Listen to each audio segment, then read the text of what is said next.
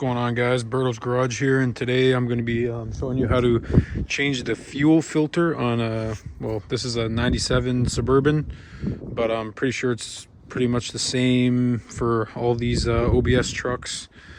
So the fuel filter is going to be underneath the driver's side door, basically, in the frame rail. So we're just going to come over here.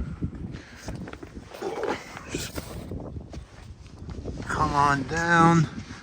I like to look where my little skid plate is, but this is the frame rail and that's the fuel filter right in there. So kind of back it up just so you can kind of see how far in it is. So that's my rocker. That's kind of rusty, but come in, got the frame rail, and then the fuel filter is just sitting inside there. So yeah, so you're gonna want to get 2 wrenches. The I don't know, it kind of varies in the filters, but you're going to want to hold back on the filter, and my filter size is a 20, and then the fuel line size is, let me just make sure, the fuel line size is 16. So I already kind of loosened these, so, or only this one, but what you're going to want to do is get a hold back on this part right here with 2 wrenches. I can't really show you with 2. I got the one hand holding the camera, but you're just going to want to hold back on the filter itself and then crack this nut loose. So fucking UPS, man. All right, so once you got that loose, you're going to want to, of course, you're just going to want to pull it all the way out.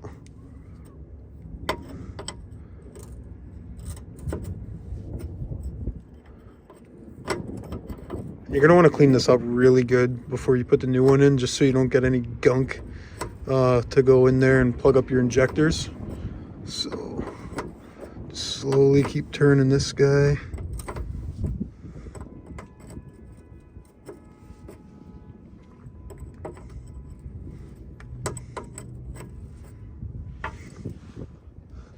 Also get a drain pan just in case.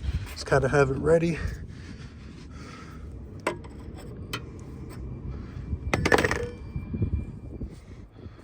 Fuck, these threads are fucked. Anyway, so that's that out. Now I'm gonna loosen this one. All right, so I just cracked it loose and still pressurized pretty good, so it's squirted everywhere. So I'd say wear some safety glasses or something if you're gonna do this. Now it's just kind of draining into the little bucket. I did loosen both, so I'm gonna pull this one out all the way now, and then slide the filter itself out from its bracket.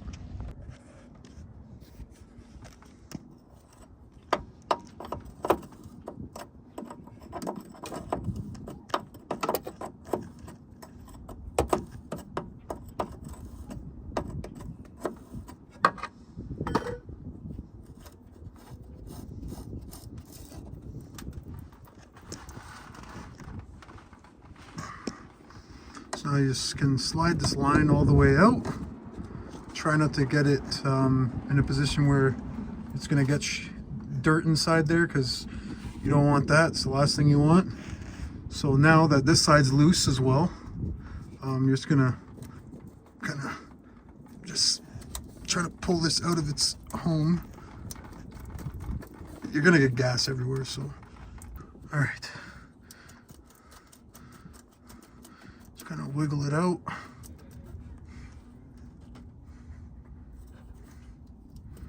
If you have grease all over, it's going to be a kind of a pain in the ass. And it's also hitting that other line, for fuck's sakes. All right, so once you got these disconnected, you're going to want to take off the bracket that the filter's in. So it's going to be 2, for me it's 13 millimeters. You're going to get one just on top here. I already kind of cracked it loose, and then you're going to get the one on the bottom here. So so now pull all these out, kind of back them out.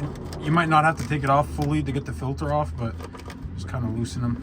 The ratchet I'm using is a pile of shit, so it likes to switch on me. Anyways, I'll take this off and come back.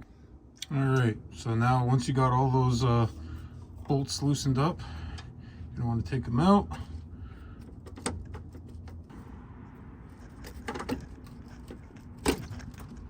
There we go. That's one way of doing it. Drain it out now.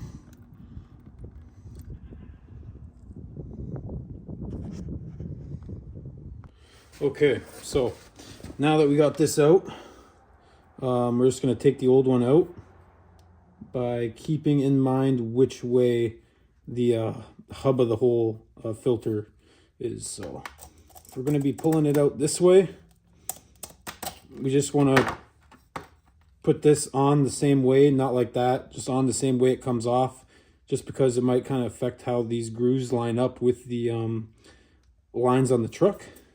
So we're just going to go ahead, kind of clean this thing up a little bit, because this is just ridiculous.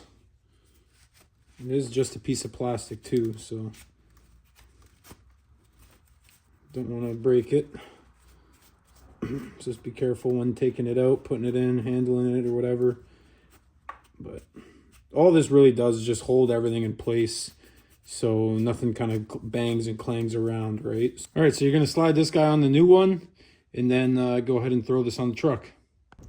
Okay, so first things first, back under the truck is you're going to want to clean up these ends, which I already did. So these are cleaned up pretty good. Also check the O-rings. My O-rings look okay, so I'm just going to reuse them. But if you're picky, just kind of change the O-rings with the change of the filter itself. So yeah, so now I'm just going to kind of pop the filter back into place there. So I'm going to get it. Make sure you have this going the right direction of flow. So arrow pointed towards the front of the vehicle. All right, so this will be a pain in the ass to do while recording, so just bear with me a bit.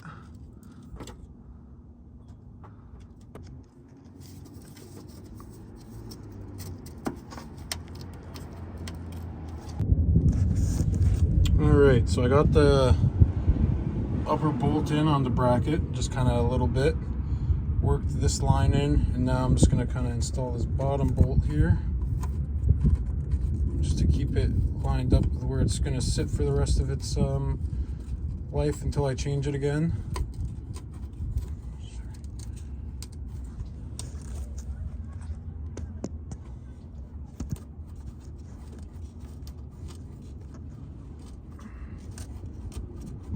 All right, so now you can go ahead and snug this down, which I'm going to do just with a ratchet. Again, it's size 13. Okay, so now we're just going to tighten this side up before we even put the other one in, which I will need to hold back to tighten fully. Okay, so now I tightened up this end and this end with the new one's a 19mm, of course, so it's a different size wrench for this to hold back, but these are staying the same as 16. So I just kind of snugged them up by hand, just, you know, nothing too crazy, just to get that O-ring to kind of seal. So now I'm just going to start the truck, check for leaks, and see what we got going on. All right, so now we're underneath the truck. We just started her up. We got no leaks. But before you start it up, you're going to want to turn the key in just to the on position. Let it sit for a second just to prime the line, and then fire it up. So now, you know, just kind of let it run for a little bit. Make sure there's no leaks, but if it's not leaking right away, you're usually good. But, you know, just let it run for like 5 minutes just to be sure. And then the reason you're doing this is because you're having like a misfire or like a rough idle or something, then, you know, take it for a spin, see if it did anything. But I'm just doing mine as, you know, preventative maintenance. And I did have a little bit of a rough idle, which led me to wanting to do this. So yeah, so now I'm just going to take it for a little spin. Hopefully it fixed that issue, and if not, then I'll just have to dig a little bit deeper. All right, so that's how you change the fuel filter, and it did not fix my rough idle, which you can't really tell from the video, but like if you're sitting in it, you really feel like a little vibration at a stop.